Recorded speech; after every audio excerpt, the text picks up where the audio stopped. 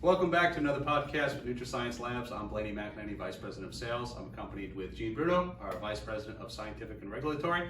Also accompanied with Gillen. He's our New Business Development Manager. Today we're going to be talking about a category where arguably you could make the argument that so many different categories in the industry all funnel into this one anti-aging category. I think it's just universal. We're all going to get old eventually, if we're lucky. And how do you have some supplements that can maybe help slow that down potentially, or some ingredients that can help us get there?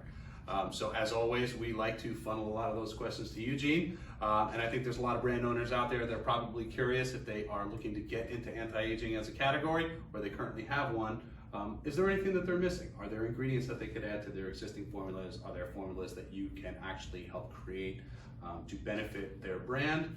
And how can we target that? So I think just kind of getting off of the first part of the target is I guess what everybody sees every day is your skin, and talking about the most visual indicator of aging, right? More than anything. So I guess first things first, if there was an ingredient that you felt was most beneficial to the skin that somebody could start taking right away, or put into their formula, or add to their line, what would it be?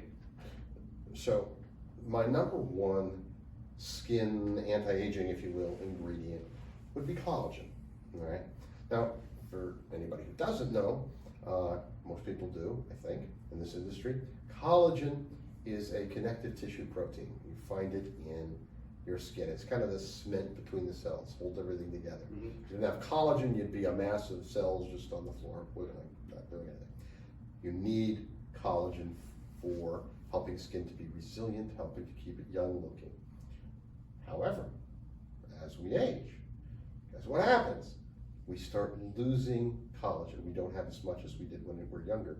And you know how you look at grandma and her skin looks thinner, it looks like it's more like stretched across her bones. It's not just grandma, everybody's getting older, but that's a loss of collagen, all right? The wrinkling, loss of elasticity, loss of skin moisture content, all of that is associated with a lack of collagen, okay? Now, the good news is that you can take a collagen supplement, and a collagen supplement actually stimulates your body's own production of collagen. By taking a collagen supplement, your body says, oh, collagen, I need collagen. Now, I can't use that collagen in that form because that belongs to another species, but I can make my own. And I can use all the amino acids in here. I need hydroxyproline, I need proline, I need lysine, I need this to make my own. So I got all the building blocks there, so I can take that and make my own. And by virtue of it being there, because it stimulates your body's own collagen production, measurably in some cases, in some very significant ways, your body makes more collagen. And it's a big deal. Yeah, and it raises a question that I think a lot of people have, which is, does the type of collagen matter? Meaning, no pun intended, there are like type 1, type 2, but also the source of where the collagen is from. I mean, how do all those play into that? Yeah, good question too. So there are a number of types of collagen. Let's simplify it, because I've seen products that will do collagen types 1 through 10. Well, some types of collagen are used in areas of the body that have nothing to do with skin and aging, and you don't need it. It's a lot of marketing pizzazz, a little razzle dazzle. Look, we got all these different forms of collagen. That's nice. We're not trying to build a new spleen right now. We're trying to help the skin. So what you find most frequently is type 1, 2, and 3 collagens. Mostly 1 and 3 are together. 1 and 3 you find mostly in skin. Okay. Type 2 collagen you find mostly in joint. But research indicates that type 1 and 3 are also beneficial for joints, and type 2 is also beneficial for skin. And how can that be? Because once your body sees it, it stimulates collagen production and so forth and so on. And also, it's not just any old collagen, all right? If you use hydrolyzed collagen peptide, all right, collagen is a long protein chain, peptides are smaller ones. Hydrolyzed is, it's breaking down that peptide chains into even smaller pieces that are very easy for your body to absorb and utilize. So hydrolyzed collagen peptides, much better. In fact, so much better that oftentimes you can use significantly lower doses. A lot of times you go out there and you see collagen products where they got like 10 or 20 grams of collagen. Criminy, that's just a lot of collagen. Yeah. But the research, if you do certain branded collagen materials that are hydrolyzed collagen peptides, you can use as little as 1 gram or 2.5 grams and get fantastic results. All right. If you're looking for skin benefits, if you're looking for joint benefits, you might need to go a little higher, like maybe 2 grams or something. But I mean, it can be very, very effective. What kind of effectiveness? Measurable reduction in wrinkles within like 6 to 8 weeks. Measurable increases in collagen production. It'll even stimulate elastin production in your skin, another protein for skin. It will do, it'll improve moisture content of skin, elasticity of skin. I mean, basically all the things that you want to help have younger looking skin if you use collagen. By the way, not that anybody asked, but I'm going to tell you anyway. Sometimes you see topical products and you see, oh, there's collagen in these topical products. Doesn't work. Right. Collagen won't penetrate your skin. It's a large protein. It wouldn't penetrate your skin. Even if it did, you'd have a horrible allergic reaction by having a big protein chain from another species penetrate your skin without being digested first. Right. So all these topical products with collagen in them, it's a lot of smoke and mirrors. Right. And I see a lot, there's collagen products that are, like you said, 8, 10, 15 grams, and it's in a powder form, scooper, mixed with water, and then there's other ones where it's in a capsule product. Is there a difference between that, or? The difference is not so much in the delivery form, but in the exact branded collagen material. So if you're using, let's call it generic collagen, like they don't identify, it's just collagen type, 1 in 3 or something, but they don't say what the branded material is, you can pretty much be guaranteed it's generic collagen. Does that work? Maybe. No science to show it one way or the other. So if you want materials that have science on them, human studies showing efficacy as well as safety. I mean, collagen's pretty safe, so I'm not going to worry about it if it's not a study of material for safety, but in terms of efficacy, just a regular collagen protein, it's not a collagen peptide, it's not the same thing, hasn't had the research, don't know if it works. Now, if you use the right material and you have it in a capsule, fine, great, no problem. It's just a gelatin capsule, it'll dissolve in your stomach, pretty much immediately. If you have it in powder, fine, great. It's just about the material itself. Are you using the right stuff, or are you using generic material that doesn't have any science behind it? It pays to use the right stuff. It's kind of like saying, this cup of coffee is going to give me a lot more energy than this cup of coffee. Now, this cup of coffee is all decaf. And this cup of coffee is a triple espresso, right? Yeah. Which one's going to give you more energy? All right. The one that has the active material, and it's like that with collagen. You got to use the right dose in the right form, and you can have fantastic results. So collagen by far is my first choice for skin. It makes a huge difference. Has to be a standalone, or can you add anything? You can totally add things to it.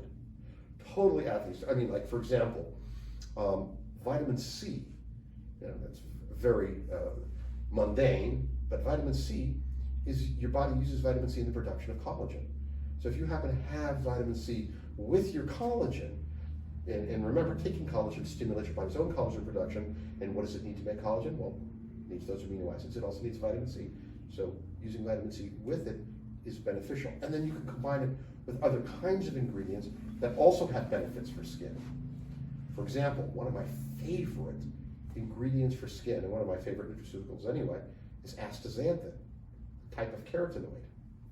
Well, research shows that 4 milligrams of astaxanthin was fabulous at helping to compare it to, in placebo-controlled studies, compared to placebo, was reducing wrinkles in the area studied by like 50% in I think it was 8 weeks or something.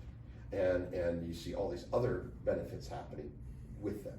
So, and it turns out that astaxanthin actually works with vitamin C in that whole collagen production story. So it's additive to the process as well. So I mean, there's a lot of things you can do. You can take the astaxanthin by itself, combine it with C. You can take collagen by itself, or combine it with C or astaxanthin. And listen, there's a myriad of other kinds of materials. You know, there's ceramides, and there's hyaluronic acid, and there's the list is endless. But those are my favorite ones are really astaxanthin and collagen for skin. So, from a consumer point of view, when should you start seeing the results? You know, we all love instant gratification. If you take the right materials, you can start seeing results in 6 to 8 weeks, which is pretty phenomenal. Yeah. When you're talking about, you know, because you have to have some skin turnover, Right. New skin cells. But you can actually see results that quickly. Some even quicker, like especially the moisture content starts getting better. So, you know, when you think of astaxanthin, you know, I automatically, my mind just goes to the ocean. I start just thinking of, Oh, sure. you know, different The algae. algae, That- right, krill, all of the things. You know, is there another source? Is there a better source? You basically have two choices for astaxanthin. The vast majority of the astaxanthin materials are algae derived. And that's great, and there's different branded astaxanthin materials, each that have their own studies and everything, and they're all very similar. Some are saying, okay, we grow our algae in these kind of containers, and this is we do it in these kind of things, and this one's better, and that one's better, and they're all pretty good. There's a new one where it's actually derived from, it's a yeast derived one, it's a yeast ferment. And so that's a whole other way of doing it as well. And that's pretty cool. At the end of the day, you just want the astaxanthin, and whichever one it comes from. I'm not saying that one branded material isn't better than another branded material. I'm saying that several branded materials all have studies showing they're good. All right, unlike you have all these different collagens on the market that, you know, some of them aren't branded materials, some of them don't have any research on them. The astaxanthins have lots of research in the different ones. So I'm less concerned about which one you're using because they're all pretty good and they all have research. Right. And you know, they're very, very effective. And if you want to use the standard algae derived one, great. If you want to use the yeast derived one, that's good too. So you were talking about, you touched on it before, talking about collagen and how it could help with joint health. And Right. I feel like there's probably, is astaxanthin something that can fall into that category as well? Or is it really just? Yeah, astaxanthin is less of a joint health one. Not that it can't have some value because it's highly antioxidant. When you can reduce oxidative stress, that can do much to help with joint health. But it wouldn't be one of my top joint health ingredients. Okay. There's other ones that I would look at for that. Certainly the collagen, especially the type 2 collagen, would be one of mine. Now, if you're going to talk about joint health ingredients, you know, the sort of fundamental one that everybody kind of knows about is like glucosamine and chondroitin. Right. And those materials have been around. They were the first real wow ingredients for joints, and they're not as impressive anymore because there's so many other things, and because the doses are so high. You have to use like around 1,500 milligrams of glucosamine and about 1,200 milligrams of chondroitin. Sometimes you could alter it a little bit, but I mean, it's a substantial amount of material that you got to put in pills. You're gonna have to take 4 to 6 pills to get the dose, but lots and lots of studies. I mean, just a tremendous number of studies showing efficacy for joint health, for joint mobility, for joint flexibility, for joint comfort, and obviously these are concerns as we age. And so very, very effective, but less of a interesting ingredient because there's so many other options and they're so high. Now, if you want to look at the exact opposite end of the spectrum, where you talk about a huge amount of stuff versus a tiny amount of stuff, there's a new material, which I'm kind of excited about. It's really cool. It's actually a cucumber extract, okay? And the study was done comparing full dose of glucosamine chondroitin to this cucumber extract. Get ready for this, 20 milligrams. Wow. 20 milligrams of cucumber extract to all the glucosamine chondroitin. And guess what? The cucumber extract performed better, had better results than glucosamine chondroitin on all these areas, joint comfort, joint flexibility, joint mobility. 20 milligrams. So what's the reason about just cucumber extract? I could tell you, but then I'd have to kill you. Oh boy. The interesting part about this is, and I actually wrote an article on this one for Vitamin Retailer magazine, so you can look that up. But the full mechanisms of action aren't completely understood. They're kind of speculated. But the bottom line is that it's extremely safe and it works. And it's kind of a formulator's dream, to be honest with you, because when you're formulating stuff and you want to put other ingredients in, you're like, well, you know, this much glucose would be conjoined, what can I fit, and you know, what other stuff can I fit if I'm going to use this and that. You know what? You can pretty much always fit 20 milligrams in something, and even if you just said, or I want a tiny little pill. Here's this tiny little pill that you can use for your joints. That would be fantastic, you know, or some other delivery form. It's so easy. I mean, to use that little tiny amount and combine it with other things or use it standalone. So again, that's something that I'm pretty excited about because it's really different. It's really something that is not your common. Yeah. Now, of course, there's a lot for joint health.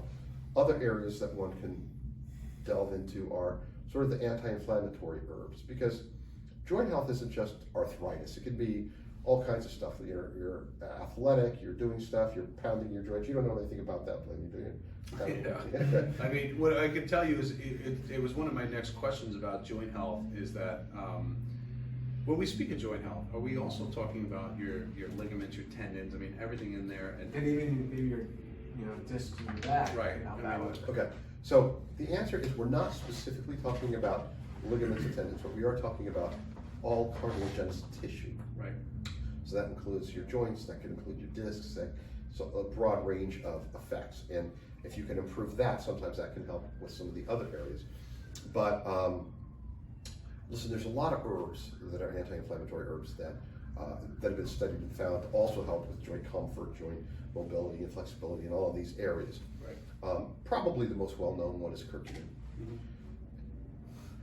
Talking about curcumin, I mean, you know how many different forms of Yeah. curcumin there are on the market? There are just dozens and dozens. I mean, Yeah. back in 2012, I wrote an article for Natural Products Insider, and I was interviewing all kinds of different curcumin companies that had this form and that form, and this one's like, you know, we're 10 times better absorbed than regular curcumin, we're 300 times better absorbed, you know, it was just crazy stuff. Many of them almost all of them had absorption studies showing incredible absorption. Right. And then others also had studies showing efficacy. I'm always more impressed by efficacy studies than absorption. To be able to prove you can get absorbed, it's like, that's nice. Anything happen once you're absorbed? You know? And there's plenty of studies showing on curcumin for joint health. But again, you get mixed results. It depends on the person, it depends on the form being used, but it can be very effective depending on which one you want. I mean, there's other things too. There's like boswellia, there's devil's claw, there's just so many different herbs and herbal extracts with lots of research on it. And finding the right combination based on what the goals of your formula are.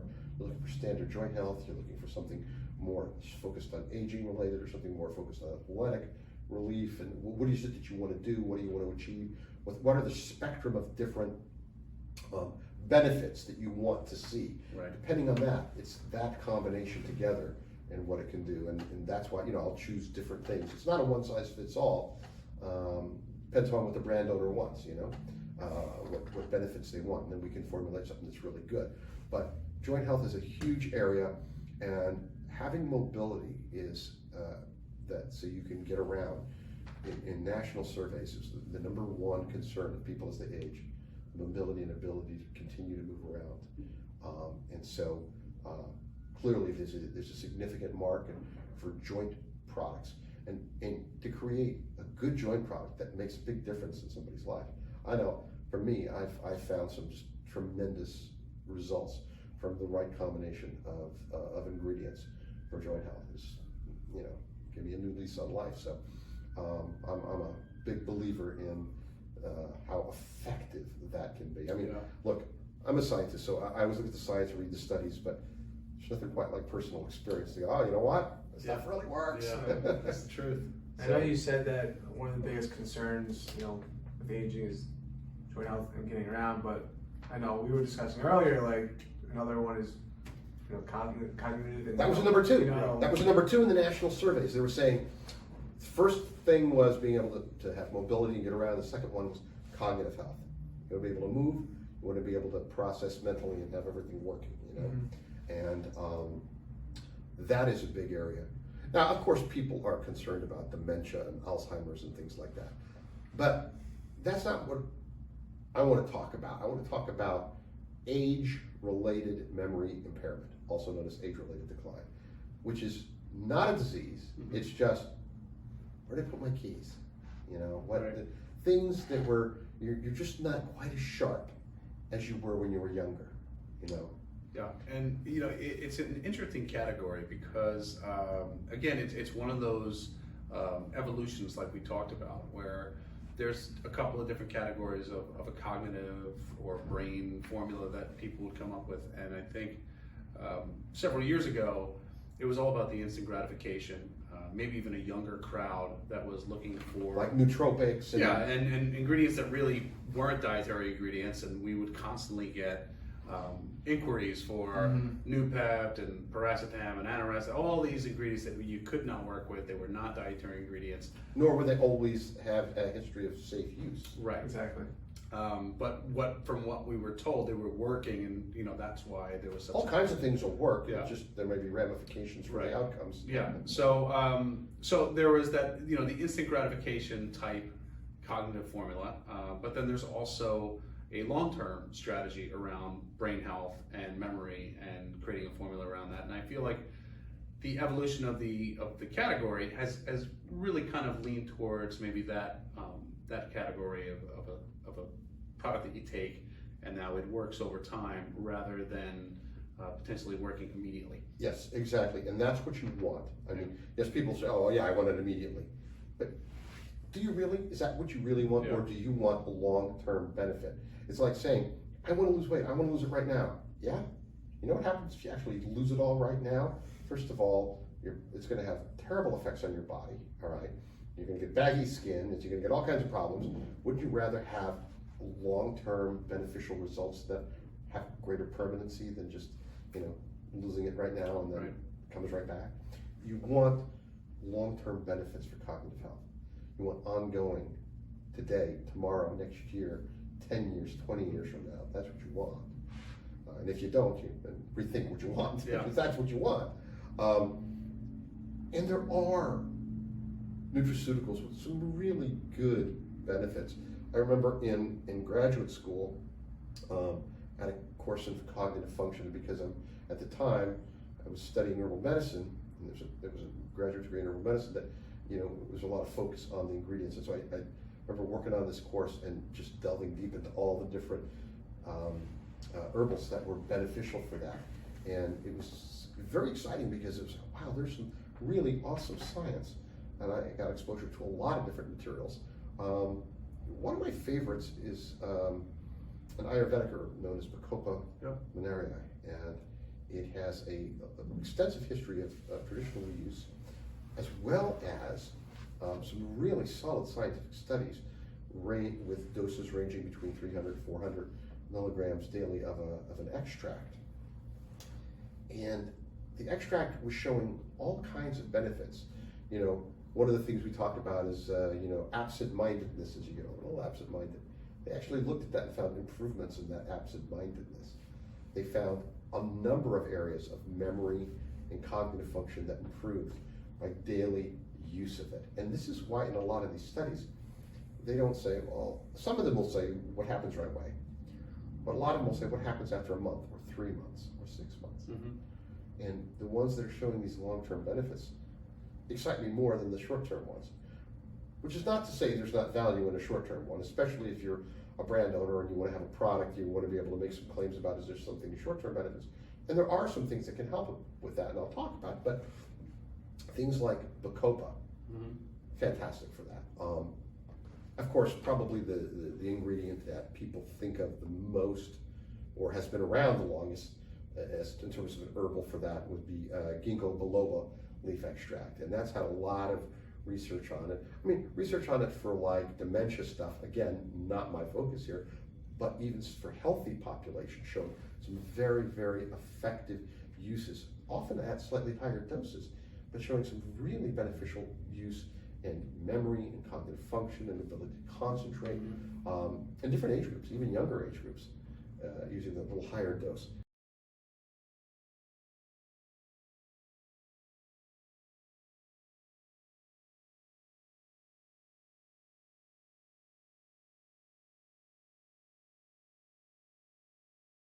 Now, talking about a short-term benefit, if you want a short-term benefit, which also has long-term benefits, Panax ginseng, your standard Asian ginseng, sometimes called Korean ginseng, sometimes called Chinese ginseng, but Panax ginseng. That, you can get, there's studies on that, showing you use the right extract in the right amount. They showed benefits in 60 minutes after using it. Improvements in cognitive performance. I mean, they measured stuff like ability to do arithmetic. That improved in 60 minutes. I mean, that's some impressive. really good benefits. So I think that from a marketing perspective, if you're trying to put together a product that you can make some nice claims at, go for the long term, but include a little bit of short-term benefits. There's some things that'll do short-term, so that you can say you can see something right away, and you can see something long-term. It's a nice approach. Yeah, certainly. To it. Of course, phosphatidylserine is also one of my favorites. Phosphatidylserine is a nutraceutical that is quite literally found like in almost every cell of your body. And it's involved in your cell membrane and the passage of information in and out. And there's a lot of studies on it being good for cognitive function too. All of these have good studies, good support behind them. And anybody who wants to get a good cognitive formula for your brand, you know, it's something that we have a lot of strength in, and we can really help you do that. And in these products, I always see a lot of them have, I don't know if this is just because it can be an instant gratification, but there's a lot of there's could be caffeine in it. And I wonder, is that going to be a benefit for, any type of cognitive? Like be. I have personally formulated cognitive products that had some of these things in it I just talked about, and that also includes some theanine and caffeine with it. In an earlier podcast, we talked about the benefits of that for like, let's call it like mental and physical energy and ability to focus. Focus is a big concern. And if you use only 50 milligrams of caffeine and 100 milligrams of theanine, you get a great effect. So yeah, now I see people do a lot more than that in cognitive formulas, and honestly, you don't need to go over 100 for cognitive benefits, and I don't recommend it. But yeah, that can be beneficial as well. Okay. Absolutely, yeah. So, I mean, a lot you can do for cognitive function. Yeah. So those are some of the key areas of aging. But one that we haven't hit on yet is heart health. Yeah, sure. Cardiovascular health. So we've all got somebody in our life, generally somebody a little older, who has all kinds of heart health concerns. Oh yeah. You know, whether it's blood pressure, cholesterol. I mean, there's a slew of different heart health concerns. Yeah. But I think sort of the two ones that are maybe, if you were to take a poll, say, what are the two biggest areas of concern? It'd probably be like cholesterol levels and blood pressure. Yep. Those are two biggies. And certainly, you know, on another podcast, Ryan, you made the point of, hey, you can't just pop a pill. You got to exercise. You got to have the right diet, and nothing is as good an example of that as heart health. Yeah. Doing what you need to do for your heart with diet and exercise is the two most important things you can possibly do. You know, even things like when you exercise and you get regular exercise, it literally increases your HDL cholesterol, your good cholesterol, which is the kind that helps to reduce risk of heart disease and all of that. So I mean, it is so incredibly important to do those things. But that being said, there are other things you can do. Now sometimes you have people and they are using a statin drug because their doctors recommend a statin because their cholesterol levels are high, and look, statins are very effective for that. They help to reduce the production of cholesterol by your liver. You know what else they do? They reduce the production of coenzyme Q10 at the same time, which is why you will get often statin-induced muscle pain and other problems associated with low coenzyme Q10 levels. So, what can you do? You can take coenzyme Q10 with your statin. It's very simple. Take at least 100 milligrams, if not 300 milligrams. And if you are a brand owner and you are wanting to do a product that is for helping to maintain healthy cholesterol, you might also want to consider putting in coenzyme Q10 because that same person who's buying it may be using a statin. And guess what? From a regulatory position, you may make claims about it helping to compensate for coenzyme Q10 loss from a statin drug. So on the And that's subject the next of CoQ10, there's another ingredient called ubiquinol, and I feel like Yeah, there's two forms. there's maybe you could explain the difference to people that maybe don't necessarily Okay, understand. so there is ubiquinone and ubiquinol, and the difference is one hydrogen atom. Basically, here's what it is. Ubiquinone is CoQ10. Ubiquinone is what's often referred to as the active form of CoQ10. If you take CoQ10 or ubiquinone, your body converts it into ubiquinol, all right, the active form. And so while it's true that ubiquinol is the active form, it's also true that your body's fully capable of converting it into ubiquinol. Now, a lot has been said about, hey, yeah, there's some people who have less of an ability to convert, and there are some, but it's not that common and that big of a deal. The honest truth is, if you have some vitamin E or vitamin C present, all you need is those nutrients to donate a hydrogen and make the conversion happen. And almost any antioxidant can do that. And so I have nothing against ubiquinol. I think it's fantastic. I formulated products with it. There's science behind it. There's a lot more science on ubiquinone, but there's science on ubiquinol. But in terms of the bang for your buck, I mean, it's an expensive material. Yeah. So I'd rather use ubiquinone and maybe make sure I have some other antioxidant in my diet. Okay. Yeah, kind of good to go. Great. So what else other than maybe the CoQ10? Okay, so and of course CoQ10 also, by the way, has benefits for blood pressure, and it's a great antioxidant and so forth and so on. Now, there's a lot of ingredients that are good for both for different aspects of heart health.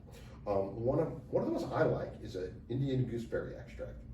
And there's some branded material that's had a lot of research on it, showing it to be helpful at helping to maintain healthy triglyceride levels, certain cholesterol levels, glucose levels. You get a lot of bang for your buck with this Indian gooseberry extract, not to mention it's one of the most powerful antioxidants that is in existence. And so, to me, that's a fantastic thing to do. You use 500 milligrams or less to get these just tremendous effects. And that's one of them. Another one that I really like is berberine. Berberine is found in bearberry extract and golden seal root and a number of things, different sources of it. But berberine is one of my favorites because not only does it help with cholesterol very effectively, but it's also involved in your body's detoxification mechanisms. Here's how. When your body processes toxins through the liver, how does it get rid of them? Well, those toxins now have to go out through the bile duct, and they hit you right on bile to go out into the gut where then you excrete them. But berberine stimulates bile production. So it's like speeding up the highway, improving the flow on the highway. So instead of slow traffic, you got traffic that's moving at a good pace. So it literally helps in the detoxification process as well as helping with cholesterol. I mean, it's a great double duty kind of thing. Now, another area of heart health is homocysteine. You hear a lot about cholesterol. Homocysteine is considered to also have an impact on heart health. And if you have higher homocysteine levels, that's a concern. So the cool thing is folate, vitamin B6, vitamin B12, lots of studies showing it helps manage those homocysteine levels, keeps them in healthy ranges. And not only is the homocysteine implicated in heart health, it's also implicated in mood and a whole range of different health concerns. So by doing a simple thing like that, and isn't that a nice thing to put in the health formula? You can combine things like the Indian gooseberry or the berberine, the coenzyme Q10 toss in some of these other vitamins that don't cost very much and have additional health claims. I mean, there's a lot of directions you can go with a heart health formula. A lot of things you can do. You can make a focus on blood pressure, focus on cholesterol, do a combination of things. There's so much you can do with it. And again, to the brand owners out there, we can help you with that. We can put together a fantastic heart health formula that'll help a lot of people, and it'd be a great addition to your whole anti-aging category of products. I know we spoke about this a couple of times about diet and maybe like another type of supplement that a brand can have, possibly the green superfood, something that not everyone eats all their servings of vegetables a day. I know I don't. Yeah. I would say 90% of people don't eat their vegetables every single day. This could be a very easy, simple way for them to do that and still get, whether it's heart health, cognitive health, anti-aging, anything. I think that's kind of could bring it all together. So let me take it a step further. Let's look at a couple of green ingredients, like say spirulina, very common, right? Let's just look at spirulina for a minute. There's research on just 2 grams a day of spirulina, helping with triglycerides, helping with different kinds of lipoproteins, helping, literally, not only is it a green superfood, but it has very distinct cardiovascular benefits, triglycerides. I mean, really very effective for that. 2 grams. I mean, we're not even talking like, oh, you gotta use grams and grams, 2 grams. 2 grams. So if you have a green foods product, you want to develop a green food product, make sure you put in 2 grams of spirulina, and you're going to have some nice, solid scientific support for areas that it's going to help with. I mean, there's other green foods ingredients too that have benefits, like certain kind of sprouts materials and so forth. Chlorella gets a lot of Chlorella gets a lot of coverage. There's things you can combine together with. So you can make and you could make special green superfoods where you have, your heart health blend or your cognitive blend or whatever, and put it all together. I mean, there's a lot of stuff you could do if you wanted to. Yeah. So, yeah, I think it's a great addition. It could be a nice companion. You could even just say, here's a good green superfood, and sell it as a companion item together with your heart health product or cognitive product, and it makes sense to use together and sell together. And anyone can use it, whether you're a 13-year-old, whatever, however you older to, right, to exactly. whatever. And if anyone was wondering, we also happen to be great at flavoring it as well. Yeah, so, and that's which is a big deal because some of that stuff can taste not as good as it could. And so to have some experience on how the right flavor combinations, the way to blend, kind of things. flavoring it naturally too. Yeah, natural flavor, natural sweetener, and also just a really creative array of different flavor profiles that you wouldn't normally think would taste good. That we've seen just be really, really successful for some of the brands that we've formulated for. Nice. Yeah, and in the interest of not putting our audience to sleep because we're covering too much, I think we should wrap this one up. I think you're right, Gene. Just make sure if you have any questions, just leave them in the comments section. Again, thank you so much for joining us. Make sure to like the post, and we look forward to answering any of your questions and potentially formulating your products in the future. Thank you, Ryan, again. Thank you, Gene, and we look forward to the next time we have another podcast.